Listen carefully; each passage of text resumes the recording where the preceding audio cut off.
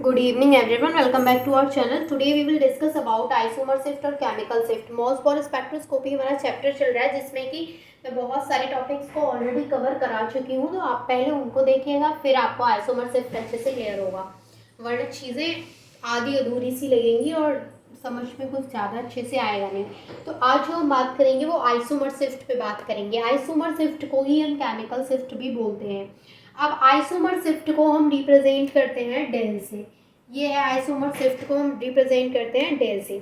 अब यहाँ पर सबसे पहले मैं आपको एक चीज़ बहुत ही सिंपल वे में समझाती हूँ कि जो आइसोमर शिफ्ट या फिर जिसको हम केमिकल शिफ्ट के नाम से जानते हैं वो होती क्या है। ठीक है, तो इसको हम रिप्रेजेंट किससे करते हैं? डेल से करते हैं। ये चीज़ आपको याद रखनी है, इंपॉर्टेंट चीज़ है। बाद में जब हम इसका फॉर्मूला करेंगे और फॉर्मूला की हेल्प से क्वेश्चंस करेंगे तो वहाँ पे ये बहुत इंपॉर्टेंट रोल प्ले करेगी। तो इसको हम किससे? डेल से रिप्रेजेंट करते हैं। अब देखिए, आइसोमर शिफ्ट को समझने के लिए हम क्या लेंगे? सैंपल न्यूक्लियाई लेंगे। ये है हमारा सैंपल न्यूक्लियाई, और सैंपल न्यूक्लियाई के ये चारों ओर क्या है? ऑर्बिट्स। ऑर्बिट्स जैसे एस, मान के चलो ये एस है, ये पी है, ये डी है, ये एफ है, तो ये क्या है? ऑर्बिट्स है। अब मैंने बोला कि यहाँ पर जो हमारा सैंपल न्यूक्लियाई है वो सैंपल न्यूक्लियाई अपने सराउंडिंग में प्रेजेंट इलेक्ट्रॉन क्लाउड के साथ इंटरेक्ट करता है। जैसे अब यहाँ पर इलेक्ट्रॉन क्लाउड प्रेजेंट है, ठीक है, ये हमारा इलेक्ट्रॉन क्लाउड हो गया। अब ये जो हमारा सैंपल न्यूक्लियाई है वो क्या करता है कि उसके सराउंडिंग में जो इलेक्ट्रॉन क्लाउड प्रेजेंट है वो उसके साथ ये न्यूक्लियाई इलेक्ट्रोस्टैटिक इंटरेक्शन करता है, और इस इलेक्ट्रोस्टैटिक इंटरेक्शन की वजह से यहाँ पे आइसोमर शिफ्ट जनरेट होती है। यानी यहाँ पर जो आइसोमर शिफ्ट या फिर जो केमिकल शिफ्ट का कॉन्सेप्ट है वो कहाँ से निकल के आता है? तो वो निकल के आता है इनके इंटरेक्शन की वजह से, कि यहाँ पर जो इलेक्ट्रॉन्स हैं, सराउंडिंग में जो इलेक्ट्रॉन क्लाउड प्रेजेंट है उससे जो सैंपल न्यूक्लियाई है वो इंटरेक्शन करता है। तो इसी को हम क्या बोलते हैं? इसी को हम केमिकल शिफ्ट बोलते हैं। यहाँ पर जो इंटरेक्शन हो रहा है and that is electrostatic interaction. इसको हम किससे रिप्रेजेंट करते हैं? डेल से। तो केमिकल शिफ्ट या फिर आइसोमर शिफ्ट क्या होती है, इतने छोटे से डायग्राम से आपको क्लियर हो गया होगा। फिर से मैं एक चीज़ आपको बताती हूँ एक बार फिर से कि क्या होता है केमिकल शिफ्ट। कि जो हमारा सैंपल का जो न्यूक्लियाई है, ये जो न्यूक्लियाई है वो अपने सराउंडिंग में प्रेजेंट इलेक्ट्रॉन के साथ एक इंटरेक्शन शो करता है, इलेक्ट्रोस्टैटिक इंटरेक्शन शो करता है, जिसकी वजह से यहाँ पर क्या आता है? केमिकल शिफ्ट होता है। समझ में आ गया केमिकल शिफ्ट और आइसोमर शिफ्ट क्या होता है? अब यहाँ पे मेन आता है ये कि जैसे मैंने बोला कि इसके जो सराउंडिंग में है वो ये जो ऑर्बिट है एस पी डी एफ। अब यहाँ पर जो केमिकल शिफ्ट है वो अराइज कैसे हुआ? तो यहाँ पे ये तो हमें समझ में आ गया कि इंटरेक्शन की वजह से आया। अब मैंने बोला कि जो हमारा इंटरेक्शन है वो एस से ज़्यादा अच्छे से हो पाएगा। क्यों? क्योंकि एस के पास जो probability of finding electron density है वो क्या है? मैक्सिमम है। देखिए एस और जो न्यूक्लियाई है, एस ऑर्बिट और जो न्यूक्लियाई के बीच का डिस्टेंस है वो कम है, वहीं पी के बीच का ज़्यादा है, फिर डी के बीच का और ज़्यादा है, एंड एफ के बीच का और ज़्यादा डिस्टेंस है। तो मैं अभी आपको क्या बता रही थी कि यहाँ पर जो न्यूक्लियाई है और जो एस ऑर्बिट है उनके बीच का डिस्टेंस कम है as compare to P D F. तो यहाँ पर जो एस है उसके पास जो इलेक्ट्रॉन्स की जो डेंसिटी है वो मैक्सिमम है पी और डी और एफ के कंपैरिजन में। तो यहाँ से मैं ये बोल सकती हूँ कि जब इनमें जो डिस्टेंस है वो कम है तो इनकी जो इंटरेक्शन से जो हमें केमिकल शिफ्ट की जो डेल की वैल्यू मिलेगी वो क्या होगी? वो ग्रेटर होगी। मैं ऐसा बोल सकती हूँ कि यहाँ से जो वैल्यू मिलेगी वो ज़्यादा होगी। अब मैंने ऐसा क्यों बोला? क्योंकि S और जो न्यूक्लियाई है उसके बीच का डिस्टेंस कम है और S के पास जो इलेक्ट्रॉन है, इलेक्ट्रॉन क्लाउड से, उसकी डेंसिटी ज़्यादा मिलेगी। लेकिन अगर हम बात करें PDF की, तो PDF के पास जो इलेक्ट्रॉन की जो डेंसिटी है, तो यहाँ से अगर हम यहाँ की बात करें तो at the nuclear is almost zero. यहाँ पे मैं इलेक्ट्रॉन डेंसिटी की बात करूँ इनके बीच की तो वो ऑलमोस्ट ज़ीरो होती है। अब देखिए यहाँ पे एक चीज़ है कि जो आइसोमर शिफ्ट, अब मैंने बोला कि यहाँ पे इन दोनों की वजह से जो यहाँ पे आइसोमर शिफ्ट की वैल्यू है वो ज़्यादा मिलेगी। लेकिन होता क्या है कि जो आइसोमर शिफ्ट की जो वैल्यू है वो अफेक्ट करती है। वो अफेक्ट कैसे करती है? जैसे मान लीजिए इन दोनों में जो इंटरेक्शन हो रहा है उसको कुछ ना कुछ अफेक्ट करे। जब मैंने बोला कि जो आइसोमर शिफ्ट की जो वैल्यू है वो ज़्यादा होनी चाहिए, फिर मैंने आपको बोला कि जो पीडीएफ है इनकी वजह से इनका जो आइसोमर शिफ्ट है उसकी वैल्यू अफेक्ट करती है। अफेक्ट करने का मतलब क्या है कि जो पीडीएफ है और जो एस है इनमें क्या होता है, शील्डिंग इफेक्ट शो होता है। यानी ये जो इलेक्ट्रॉन्स हैं वो अच्छे से इनके बीच में इंटरेक्शन नहीं होने देते। क्यों नहीं इंटरेक्शन हो पाता है अच्छे से? शील्डिंग इफेक्ट की वजह से। शील्डिंग इफेक्ट क्या करता है कि जो एस ऑर्बिट के जो इलेक्ट्रॉन हैं वो न्यूक्लियाई के साथ अच्छे से इंटरेक्ट नहीं कर पाते हैं। कुछ समझ में आया आपको? देखिए, बहुत ज़्यादा मुझे पता है कि बहुत कॉम्प्लिकेटेड सी चीज़ बन के बहुत कन्फ्यूज़न भी हो गया है। एक सेकेंड मैं आपको क्लियर करती हूँ। मैंने बोला अभी कि इन दोनों के बीच में जो इंटरेक्शन है न्यूक्लियाई और एस ऑर्बिट के बीच में वो ज़्यादा है, तो जिसकी वजह से हमें जो केमिकल शिफ्ट की वैल्यू मिलेगी वो ज़्यादा मिलेगी। लेकिन ऐसा होता नहीं है क्या कि जो पीडीएफ हैं, पीडीएफ क्या करते हैं, जो पीडीएफ का मतलब यहाँ पे मैं ऑर्बिट की बात कर रही हूँ कि ये जो ऑर्बिट्स हैं यहाँ पे वो क्या करते हैं, वो यहाँ पे शील्डिंग इफेक्ट शो करते हैं। जो एस है यहाँ पे, शील्डिंग इफेक्ट का मतलब होता है कि ये जो एस है उसके जो इलेक्ट्रॉन्स हैं वो न्यूक्लियाई के साथ अच्छे से इंटरेक्ट नहीं कर पाते हैं।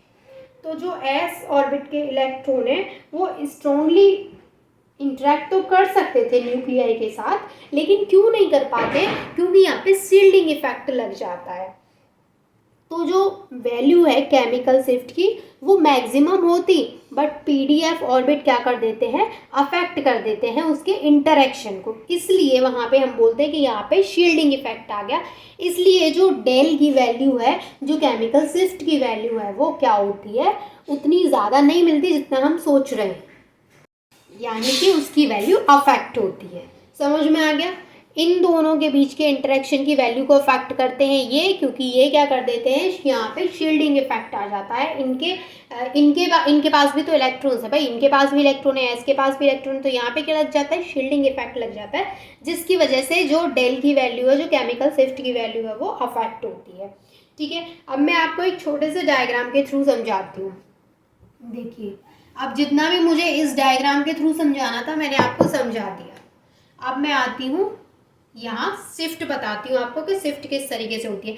अब देखिए, जैसे मैंने आपको प्रिंसिपल ऑफ मॉसबॉर स्पेक्ट्रोस्कोपी बताया था, तो वहाँ पे हमने Fe का क्या कराया था, रेडियो एक्टिव डिके। वहाँ पे हमने कोबाल्ट का रेडियो एक्टिव डिके कराया था, तो वहाँ पे हमें Fe57 मिला था। फिर हमें लास्ट में दो जो एनर्जी लेवल मिले थे वो क्या थे, एक तो था I इक्वल 3/2 और एक था I इक्वल 1/2। अगर आपको याद हो तो मैंने यही बताए थे आपको एनर्जी लेवल्स। अब देखिए, यहाँ पे मान के चलिए कि ये हमारा 3/2 वाला लेवल है और ये हमारा 1/2 वाला लेवल है। अब जो केमिकल शिफ्ट है वो क्या कर देती है कि जो ये जो एनर्जी लेवल्स हैं इनकी वैल्यू क्या हो जाती है, इंक्रीज हो जाती है। जैसे ये शिफ्ट होके यहाँ पहुँच गया 3/2 वाला लेवल, और ये वाला शिफ्ट होके यहाँ पहुँच गया 1/2 वाला लेवल। तो समझ में आया आपको कि यहाँ पे ये इसकी, अब इसकी जो एनर्जी है वो कहाँ आ गई, यहाँ, और इसकी यहाँ। ठीक है, वो थोड़ा ऊपर नीचे लाइन हो जाती है, वो आप कर लीजिएगा मैनेज। देखिए, तो मेरा बताने का मतलब सिर्फ आपको इतना है, इस डायग्राम के थ्रू मैं आपको ये बताना चाह रही हूँ कि यहाँ पर जो एनर्जी लेवल्स हैं उनकी यहाँ पे क्या हुई है, एनर्जी लेवल्स की जो एनर्जी है वो इंक्रीज हुई है, जिसकी वजह से ये यहाँ पहुँच गया है 3/2 वाला, और ये 1/2 वाला यहाँ पर पहुँच गया है।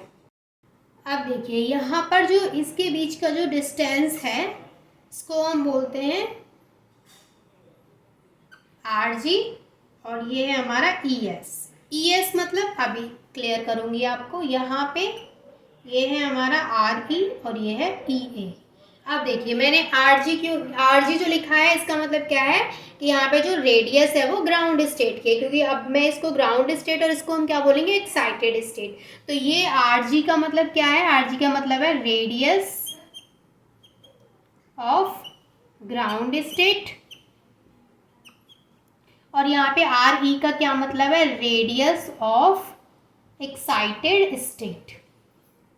समझ में आ गया आपको, ये ग्राउंड स्टेट की, क्योंकि अगर मैं बोलूँ ये ग्राउंड लेवल है और ये एक्साइटेड लेवल है क्योंकि इनकी एनर्जी इंक्रीज हो गई है।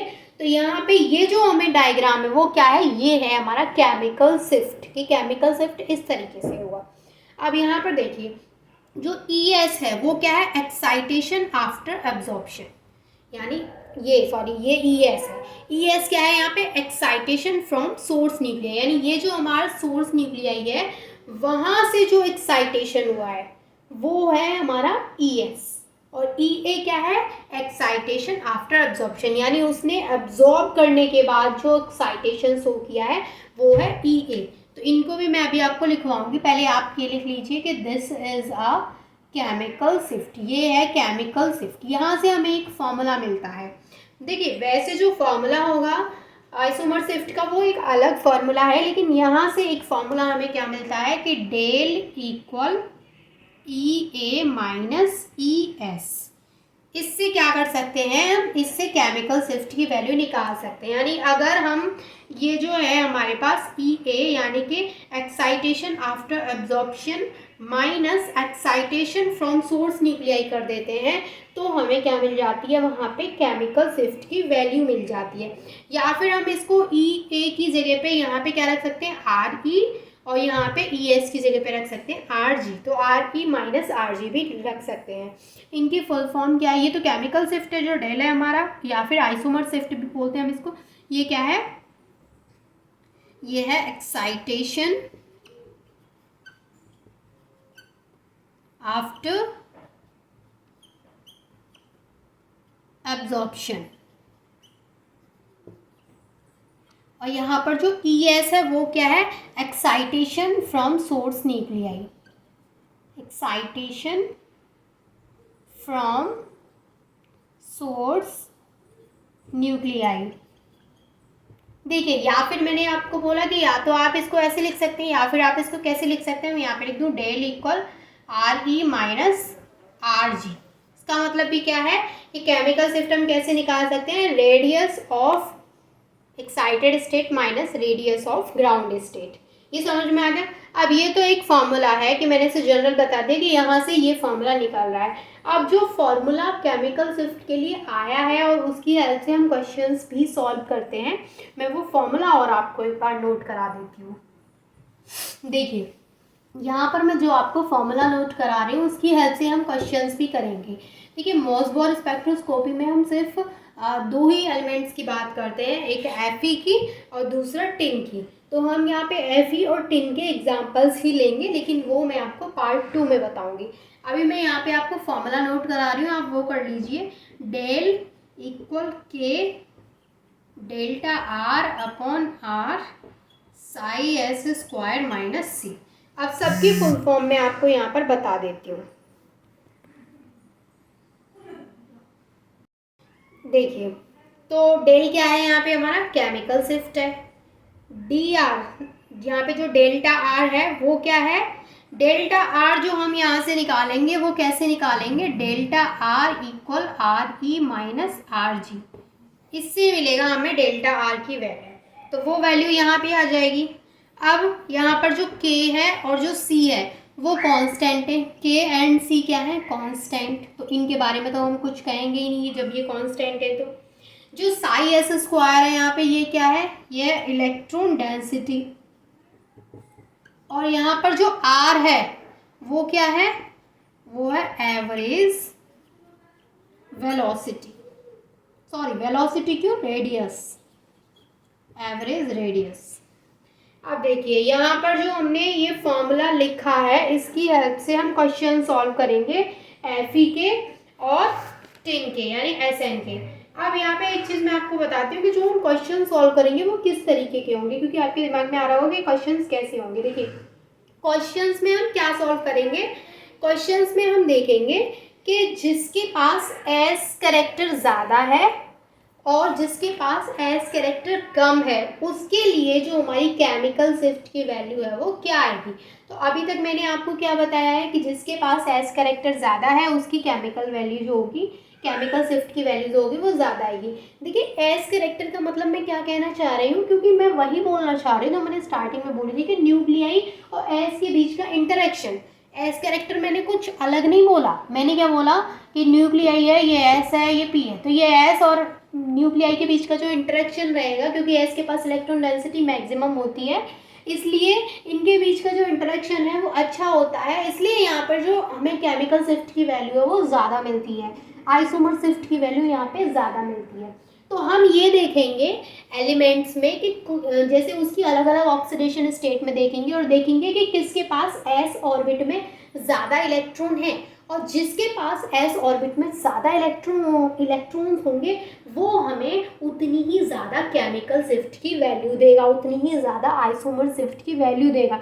फिर हम क्या करेंगे कि उसकी सारी जो ऑक्सीडेशन स्टेट है उन सब में उसकी आइसोमर शिफ्ट की वैल्यू निकालेंगे और फिर कंपेयर करेंगे कि आइसोमर शिफ्ट की वैल्यू कौन सा एलिमेंट कौन सी स्टेट में, कौन सी ऑक्सीडेशन स्टेट में ज़्यादा दे रहा है। समझ में आया? बहुत कुछ समझ में नहीं आया होगा, कल जब हम इसके एग्जाम्पल करेंगे पार्ट 2 में तो ज़्यादा अच्छे से चीज़ें क्लियर होंगी। आज के लिए सिर्फ इतना ही, इसी को दोबारा देखिएगा ताकि चीज़ें क्लियर हों, कोई भी डाउट नहीं रहना चाहिए।